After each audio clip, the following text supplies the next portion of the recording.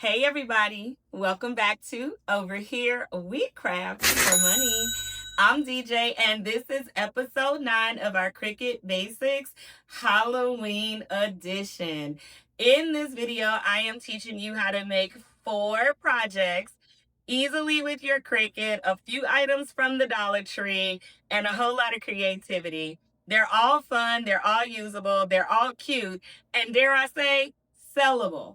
So let's jump in with project number 1. And of course, you know, I will meet you at the end of the video for my final thoughts.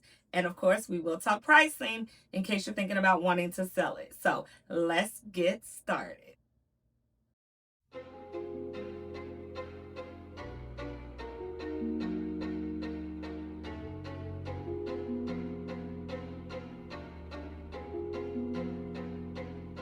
The supply list for project number 1 is a wine glass from the Dollar Tree, etching cream, Halloween image of your choice, permanent vinyl, weeding tools, and cuticle scissors.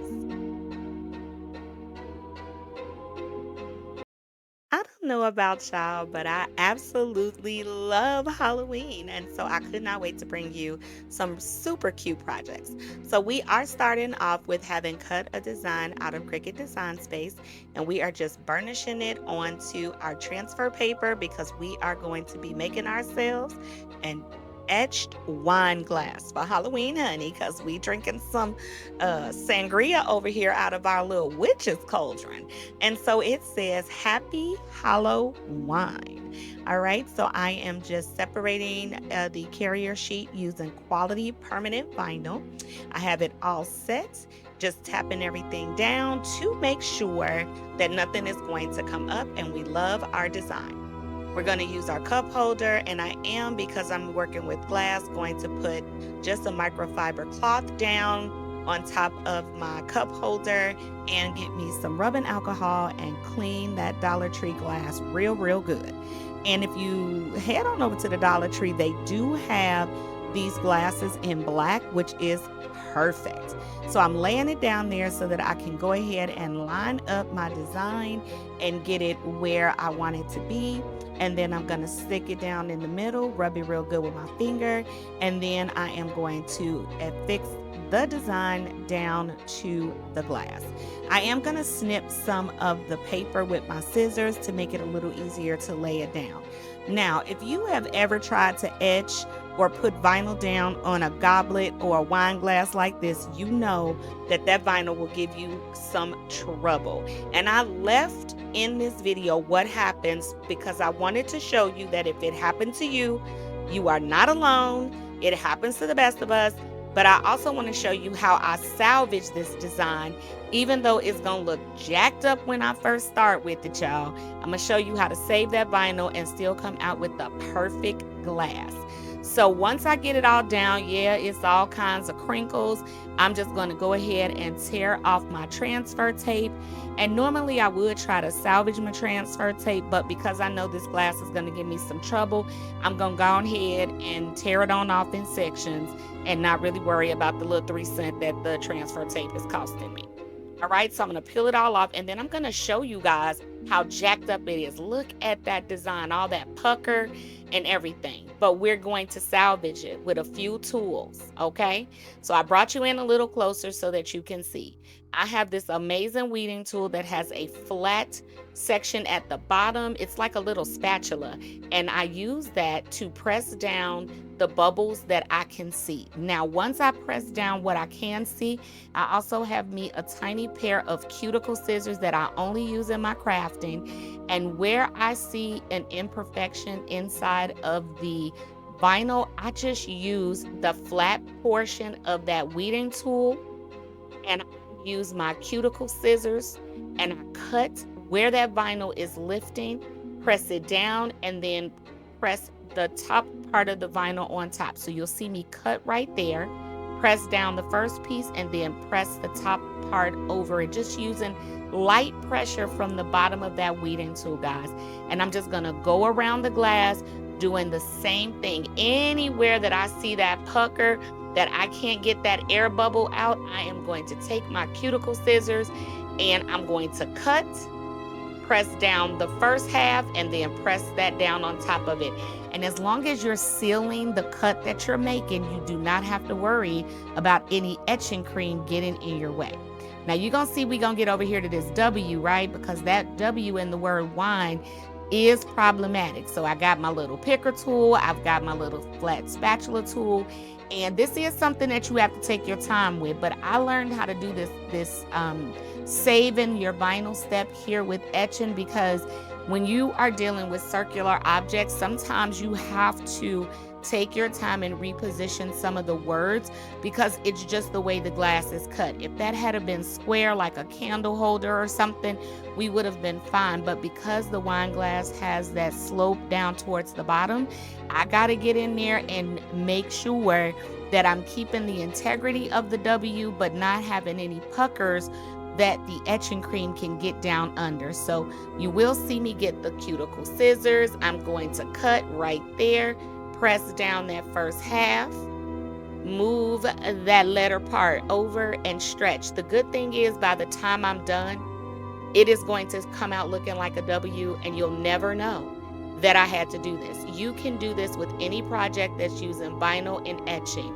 Get you a small pair of cuticle scissors, get you a flat portion or tool to press down the vinyl flat, and you are going to be able to salvage so many wine glasses and vinyl in these types of projects. I've actually done projects where I've done 50 of these at a time for one of our sorority chapters, and I had to do this to some of the glasses. Sometimes the vinyl lays down with no problem. Sometimes you got to do a little bit of extra work. This is something you will have to take your time, and even though I sped up this video for this portion, this probably took me about maybe 5 to 10 minutes to do because I was also watching the season finale of Big Brother. So I had to stop a few times. I just edited that part out. But as you can see, we are getting all of that imperfection resolved between our little scissors and our little flat spatula picker tool that I got off of Amazon. It came with like 4 different things, but this is my favorite piece. And you guys are going to see in a moment. I'm going to show you now. I'm just looking back over the glass, making sure there are no air bubbles. Look at that. You would never know. We've salvaged the W, and our glass is good and ready to be etched. So you all know, just like we did with our football glasses, we're going to go ahead and cover the glass to prevent etching cream from getting on any portions that we don't want etched, because that is the one thing that you cannot resolve. If etching cream touches that glass, it is going to give it a frosted look. So let's go ahead now that we have fixed this, and let's get this tape on our glass. So I've put the glass back in the holder, and I am just circling the design with painter's tape, regular old painter's tape. You don't have to get scotch. You can use regular painter's tape, but it is the best kind to use because you don't have to worry about residue on your glass, and you don't have to worry about breaking it. Again, you want to always be double checking. You don't want any kind of air bubbles because etching cream will get up under that and ruin your glass. And now the glass is ready to be etched. Now I will apologize because while I am going to show you, I use Armor Etch etching cream. That's the same jar that I've been using for like the last 2 years. And y'all can see from this angle, I still got a lot left. If you want to see how I fully etch a whole glass, check out my football episode 8, I think it was, but that's the cream etched on there. Sorry for the movement of the camera, and I did not take you guys in the kitchen to clean out the etching cream, but again, if you want to know how I do it, check out episode 8. But baby, there it is. The glass is perfect. You wouldn't know nothing happened to that vinyl when we put it on there. It absolutely etched perfectly. And here is our finished product. She looks good. And baby, that sangria gonna be good. It's gonna be good.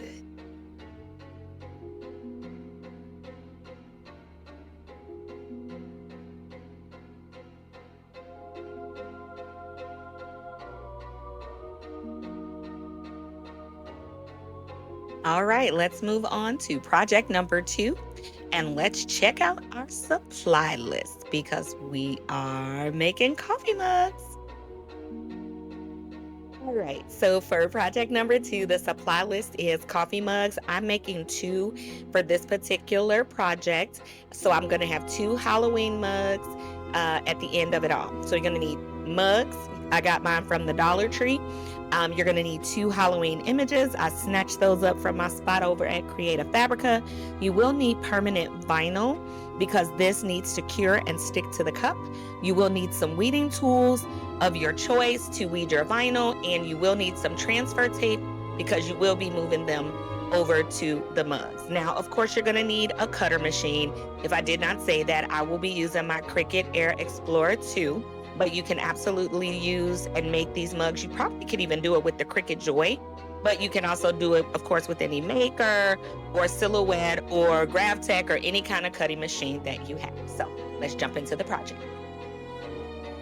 So we are over here in Creative Fabrica and we are just doing a search for the images that we want to use. Now, because I'm using a coffee mug, I am gonna have limited space to work with, so I don't wanna go all crazy with my design. I'm also gonna be doing vinyl. I'm not gonna wanna layer, so I found this really cute one here that I like. Now, it does have a lot of weeding that I'm gonna have to do, but I'm not too worried about it because I'm gonna clean it up and take a few of those small pieces away. Because I want to make a companion mug, one for home and one for work, I'm going to go ahead and grab me another one, and I am loving this one, Witches Be Sippin'. So now here we are in Cricut Design Space, and I have my image. I looked for SVGs. You can choose the image of your choice. I'm going to go ahead and ungroup them, and I'm going to start to get rid of some of those small pieces of vinyl like those stars because I don't want to have to deal with those. I just want to be able to have an easy weed experience. Okay. And now make sure you're using quality vinyl. We're not going to be using any of that cheap Dollar Tree vinyl. I'm definitely going to be using Caesar Permanent. I have it set on permanent vinyl because this is not going to be coming off, though you want to make sure these are hand washable. So we're going to go ahead. We will not be mirroring this image because when you're working with permanent vinyl, you do not want to mirror it. So we're going to go ahead and send that over to the cutter machine so it can cut out our first image for us. It's looking for my Bluetooth to connect to it. So sorry for the delay in here. But you know what, while I'm thinking about it, I do want to say that sometimes people get a little antsy about using the Dollar Tree mugs, and I don't. They do have some very nice quality Dollar Tree mugs that you can use for your small business. Now, especially when you are using quality vinyl and you're letting your project cure the appropriate amount of time, which is a good 24 to 48 hours before you use it. And you just want to make sure inside of your care card that you put inside of your mug that it is a hand wash only mug. I know some people that do try to seal their mugs. I've never had to do that, but I do, like I said, let everybody know that when I'm using vinyl that it is a hand wash only and that I do not guarantee nor issue refunds if they decide to not listen to me and put that coffee mug in the dishwasher where that heat is definitely going to cause that vinyl to come off that cup. But yeah, when you're using a quality vinyl, you can absolutely use Dollar Tree mugs. So looks like our project has cut, it's ready, and we've got that all set up. So now what we're going to go ahead and do is make our second image together, and then we will weed. So I brought in Witches Be Sippin', and it's cute and all, but you know, I got to make this work for me. So one of the things that I love about working with an SVG is that you can ungroup it and make any edits and changes that you want. So I'm going to go ahead and get me a rectangle, and I'm going to put it over the word witch and the word, the E and the S. Get rid of that because it's only one witch. I'm going to be drinking it. So now that I've done that, I've gotten rid of the E and the S. I want to center this so that it's going to look good on my cup. The next thing that I was thinking about as I was doing it was that although I liked the image, I needed to be a little more relevant for me. So I'm going to add this Witch Be Sippin', and I'm going to get in here and mess with the fonts.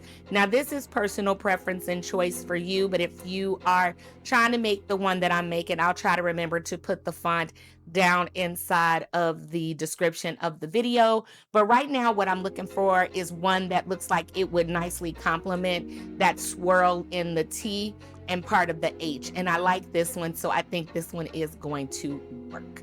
Now, when I think about that and I look at how different that S is on the word this, it doesn't look the same on the word sipping. So we're going to go ahead and just splice out the word sipping, retype it in the font that we've just chosen so that the cup has a little bit more uniformity to it.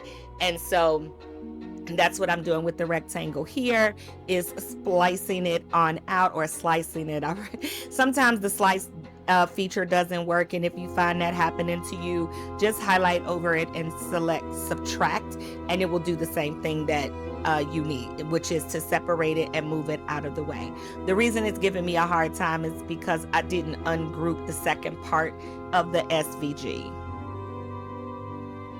All right, so now that I figured out my life, I'm going to go ahead and hit subtract. And you know, this image was really just giving me a hard time, and I went on ahead and left it in here because I wanted you guys to be able to see what happens sometimes when we are crafting. All right, but anyway, went on ahead, retyped the word sipping, lining everything up, making sure I like it. I also weld this so that the machine will cut all of the words together and not individual letters. So once you do that, you want to put your image all the way back together, and then you want to go ahead and send it to the cut machine. And again, we are cutting both of these on permanent vinyl. Now it's time to weed our image and get it off of here. And so that's what I'm doing. Now, sometimes black vinyl and white vinyl really give me a hard time. And if I wasn't recording this for you guys, my face would probably be all the way down toward the table. So I'm trying to act like a professional YouTuber here. And it is, you know, a little hard to see some of those cut lines. Somewhere around here, I have one of those Cricut light boards. I know that's not what it's called, but it does help you see the cut lines inside of your vinyl designs. And I have to find it because I got it like back when I first got my Cricut machine, and then I just never used it. But again, that was years ago and my eyes are worse. So I'm going to go find that. Now, y'all, I am on the phone. That's what's on my shoulder while I'm trying to weed. So while I'm busy saying how hard it is for me, it wasn't so hard for me to stop running my mouth talking to my friend on the phone. But she's also a fellow crafter, so it's okay. We're going to go ahead and get through the weeding of this and then move ourselves on to cutting away our excess transfer tape. And I use the clear one when I'm dealing with the black mug, because because I wouldn't be able to see it. So I'm burnishing real good, applying some real good pressure there, just so that I will be able to peel back the carrier sheet of the permanent vinyl so that we can go ahead and get this first mug done. So we're going to go ahead and do that here. And I'm just applying pressure and using my finger to press down any piece that looks like it didn't stick.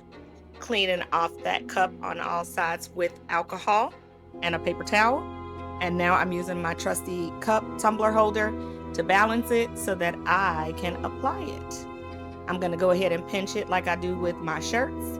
And I'm just going to stick it down and use my finger to press down the middle and then go to the left and the right. And I could use a burnishing tool to do that, but my thumb with enough pressure is more than enough. And then I'm going to slowly peel back my transfer tape, and the first mug is done. I'm just making sure, because this witch be sipping. So cute.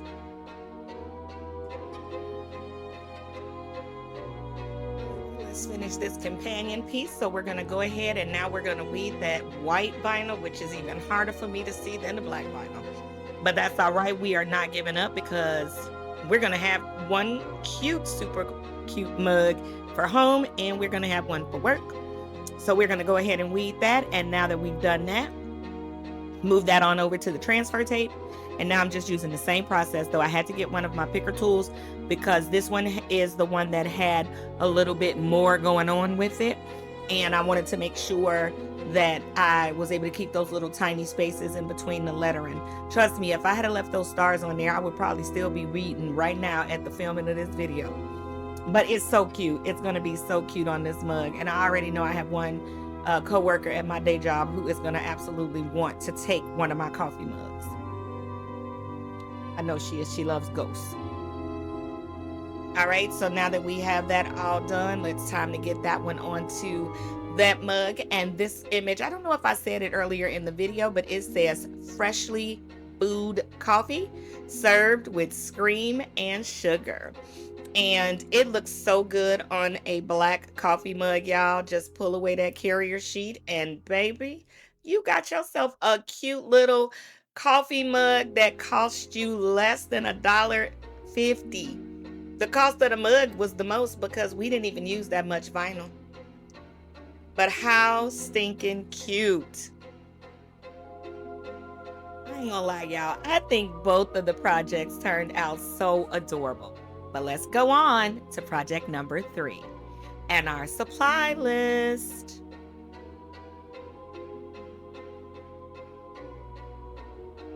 So for this supply list, you are going to need a wood round. I got mine from Amazon. It's 10 inches. You're going to need chalk paint, various ribbons, permanent vinyl, wood signs of your choice, pipe cleaners, some sandpaper, and staple gun. If you're making the project that I'm making, which is a super cute leaning porch sign, that is what you're going to need. So let's jump into this project.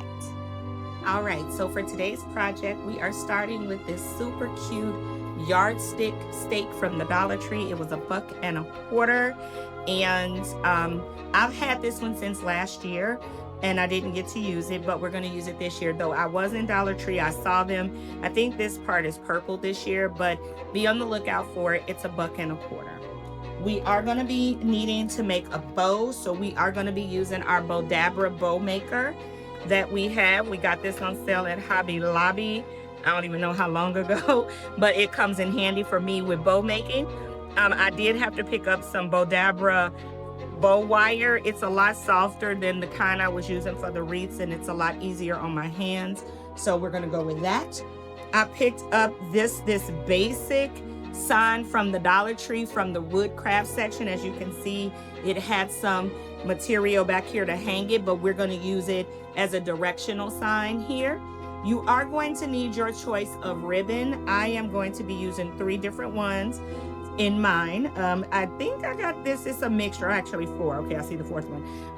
A mixture. So I have this pattern, one with the witch's hat to kind of go with the shoes. That's what's bringing in all our colors. And then our little black and white pumpkin. And then just for a little bit of extra pizzazz, I've got some mesh wired ribbon. So these are going to be the 3 colors that we work with. So let's prep our actual wood sign. I'm using Folk Art Jet Black paint. I got that from Michael's. I have all kinds of paint, and I'm using a foam roller. I do prefer a foam roller to the bristled or brush rollers. They're a lot easier to clean, and they go on a lot smoother, although that one is sliding off and trying to give me a hard time simply because I don't have my gloves on. Be better than DJ, y'all. Wear your gloves. Even though this paint washes off your hands pretty easily, still wear gloves. It's a lot easier in the project for yourself. You can get a whole box of plastic gloves from the Dollar Tree for like $1.25, and you get like 50 sets or something crazy like that. They're thin, but they work for these types of projects. So right now I'm just making sure that I have my black chalk paint, and I'm using my heat gun to help me quickly dry. Less than 30 seconds, the paint is dry. And then I realized, hey, even though I'm not going to see the back of the sign, I might see the top and the sides of it when you walk up to my door. So I'm going to go ahead and paint the sides. Now, if you are planning to sell this project, you will want to make sure that you paint the back of the sign as well, because nobody wants to turn it around and see the natural wood. And as you can see, because I have to hold it, I went and got my gloves. See, so even before the video is over, DJ is doing better. All right, so we're just painting that all the way around, and then I'm going to use the heat gun to go ahead and help me dry the paint, because we want to go ahead and move forward with our project. All right, and I have all kinds of skinny paintbrushes, all different types, foam paintbrushes, you name it, I have it. I got a big pile of them from the Dollar Tree. All right, now I'm just using some 3-inch sanding paper to sand down certain sections of the sign. Again, this is personal preference, but I'm doing that because I want to use some wood stain and I want to distress it a little bit, but also kind of give it, a little bit of that worn look, but just a little character, if you will. So you can sand off as much of the paint as you want. I just do what feels right. And then I get a sponge brush and I brush it all over the sign and then get me a paper towel and wipe it away. So it kind of creates like it's actual wood behind it. And then I am going to put that lid back on because promise you, if that spilled, I would have just cried and then would have gave up filming the video. All right. That's the other reason you want gloves on, because stain does stain, hence the name. Okay, so I'm going to use my heat gun and I'm going to go back over it, and I'm just going back and forth in a constant move and motion, making sure not to burn the wood or the stain.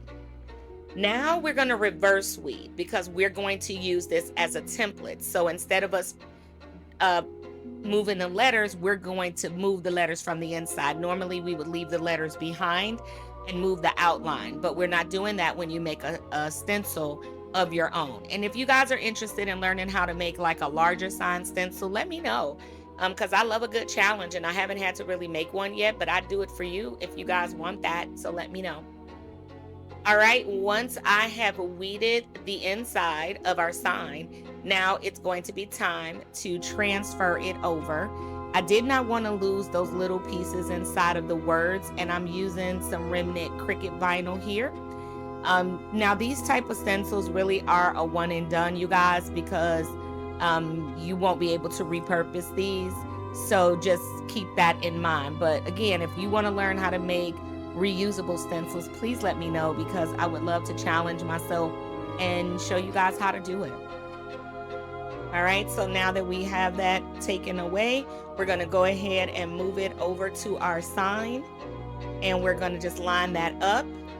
Eyeballing that, I don't have the measurements of that piece, but as you can see, it's not pulling away the wood or anything. So now we just want to make sure that I press it all down, and now I'm going to use my white chalk paint that I get from Waverly, and I'm just using a sponge dabber, and I'm just dabbing right on top. I'm not swooping it from side to side. I'm just dabbing straight up and down on it, and I'm just adding paint to the top of the brush.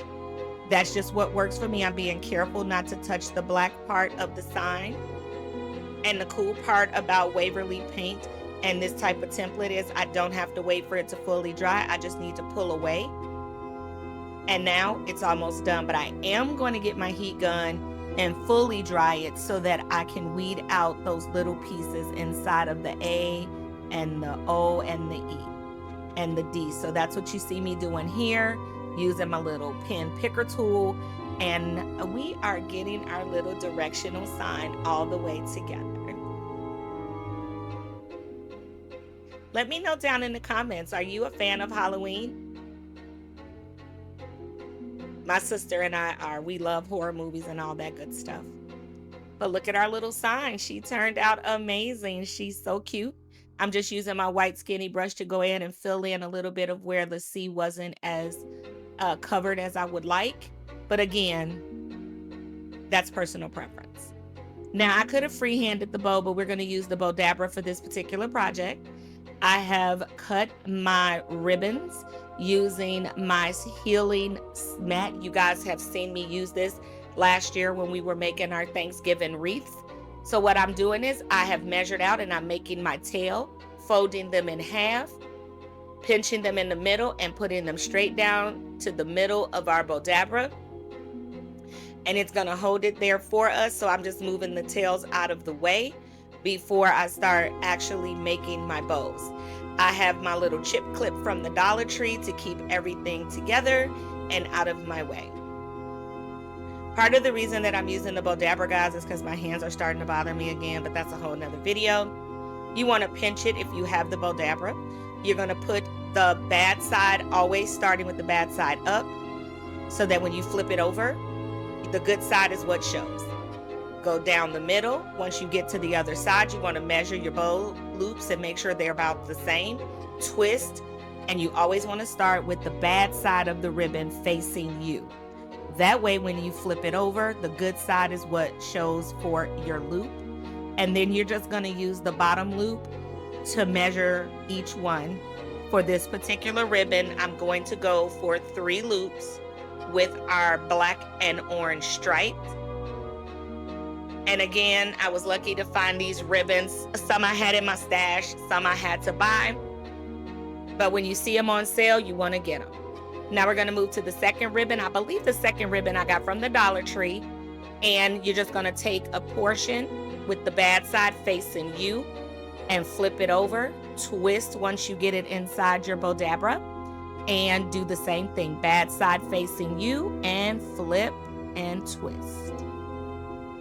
Measure to make sure they are as close to even as you can get. I mean, once you start fluffing, you won't really know the difference, but you know, good rule of thumb. In this one, I'm going to do 2 and then just twist, and those extra pieces become part of the tails.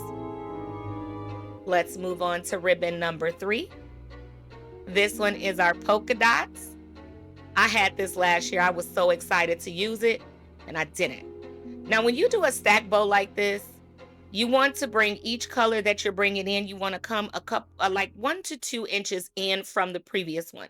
So as you can see, the biggest one is the orange and black, followed by the witches one, and then the smaller looped bow is the polka dot. If I would do anything different with this particular one is I would have probably sealed that ribbon because baby, that glitter got everywhere. I'm going to pull up the bodabra yarn or rub. You can use a pipe cleaner for this if you don't have it, but all you do is tie a really tight knot, really, really good, and that will secure it. And it has wire in it, so you can absolutely twist it around. And that's our bow. Right? So we want to bring all of our tails down and see how that's looking. I probably overdid it with the tails, but you know what?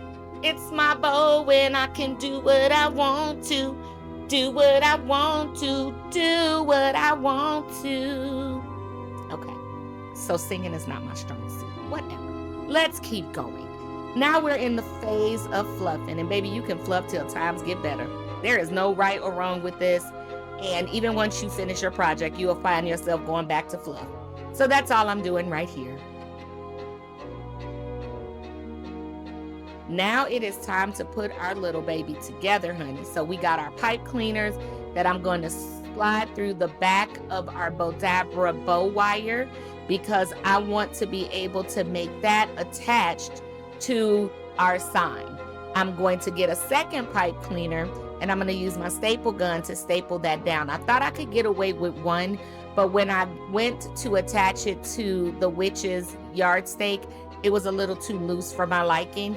So I am going to add a second staple there because I'm going to twist it, but it's too loose and I don't like it. So again, personal preference. I could have also used wood glue to secure this to it, but since I had the staple gun right there, I just went on ahead and stapled it a second time, and that makes it a whole lot more sturdy, and now the sign is not going to move.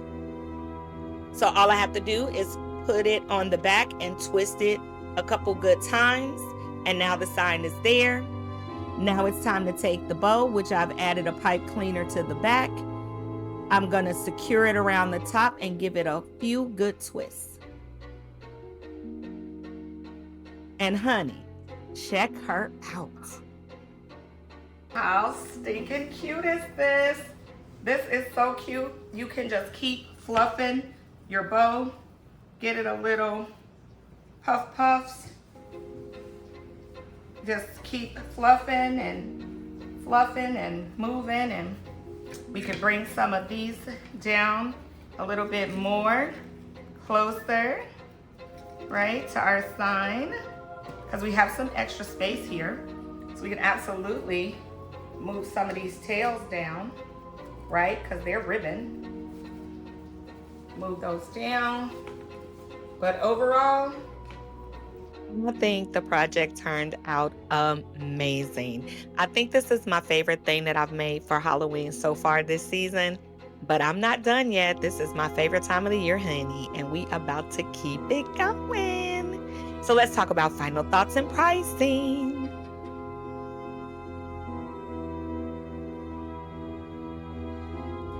All right, everybody. So final thoughts on the project. I think everything that I made was super cute, even if I do say so myself.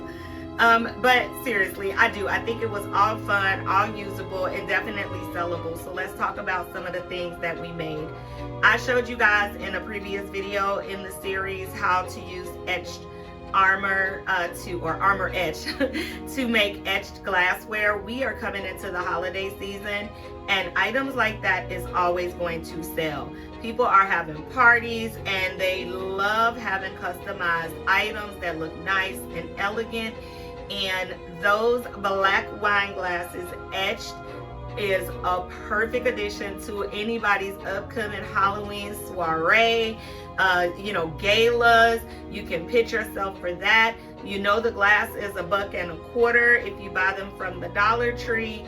And the vinyl, you saw the small amount that we used. You could probably use a standard 12 by 24 or a 12 by 36 roll of permanent vinyl and easily complete like 50 glasses. I would not be charging anything less than $8 to $10 per glass, because again, you still have to package it, and I would just ensure that you have non-breakable boxes if you find yourself having to ship. But if you're doing a craft show or a pop-up shop or a bazaar, you can bring those things to the venue, set them up on your table, make it fun, make it festive, and you don't even have to worry. You just need some nice tissue paper to roll it up in and put it in the bag, and you're well on your way. So that's a super cute item that's not really intense for you, easy to make, easy to sell. Coffee mugs, y'all already know, everybody and their mama drink coffee. I don't care what they say, and having little cute sayings like that make great gifts. Principals giving it to their teachers, teachers giving it to their kids in their classrooms. Great sorority gifts, you know that's my niche. So super cute. Again, $1.25 for the coffee mug, and then maybe 25 cents for the permanent vinyl. Again, we do want quality vinyl because cheap vinyl is going to slide off. Again, you want to make sure whenever you are using vinyl-based products that you include a care card, especially if it's something that needs to be washed, whether that's apparel or like the coffee mugs, just so that everybody understands if they don't take care of the cup, or in that case, the cup the way you're advising them to, you're not responsible if the vinyl comes off or they mess it up because they put it in the dishwasher. And I'm always just very clear about that. It's important to have care cards anyway, because everybody doesn't know that they can't wash the item inside of their dishwasher. Our cute little sign with the Dollar Tree, Witch's Boots, I absolutely love her. She is so stinking cute, and it gave me a chance to practice my bow. In all actuality, that was a regular wooden arrow sign that we jazzed up with some paint, some chalk paint, and a little bit of stain. Those containers that you saw me working with, probably if I have to add up everything that it cost me, I think the stain was probably the most expensive part of it, because I got all my ribbons on sale. I always shop off season for my ribbons, so a lot of those are ribbons that I got last year when the ribbons went 40, 50, 60, and if you really get lucky, you can catch a 70% off sale at Hobby Lobby, and helps you get nice quality ribbons. So quite honestly, the stain was what cost the most. So depending on how much you choose to embellish it, maybe I showed you ribbons, people are putting greenery on there, and kind of taking it up a little extra notch there. I would just tell you this: the more embellishments you add, the more room you have to charge. But again, this is us completing episode 9. Episode 10 is going to be a little different. We're going to go ahead and wrap this 10-part series up. And in that episode 10, which today, by the time I release this video, I think it's going to be like Wednesday. So I will have episode 10 up and ready to go for you guys on Saturday, so be on the lookout for that. And we're just gonna run through like 40 more things that you can make with Cricut. I'm not gonna actually make them, I have all my notes, but I'm gonna walk you through some of those things so then we can go ahead and move on fully into October. I've got a couple of more crafting videos to show you all with a couple of cute things. I told you I love Halloween, so I am decorating my little living space with my little Halloween decor, and I'm going to take you along with me on that. And then we're definitely going to move into Thanksgiving, because I think Thanksgiving gets a bad rap. Like, you get all this stuff for October, for Halloween, and then if you blink, you miss Thanksgiving and November, and then you're into Christmas. But we are not going to treat Thanksgiving season like the stepchild they try to make it. We're going to show you some home decor and a couple of cute little projects that you can do with that. And then, of course, we're going to blow out Christmas. So I hope you enjoyed this video. I hope it inspires you to go and make you some cute bows and sell them, some cute signs and leaning signs, hanging signs, you know, and obviously some cute apparel, because this ain't nothing but some fabric with some heat and bond and some glitter vinyl. If you want to know how I made this shirt, let me know in the comments and I'll make the video to show you. All right, so until my next video or until my next live, bye everybody. Now don't forget to like, comment, and subscribe to my channel. Join the Moneymakers family. I'm here to support you, and they are too.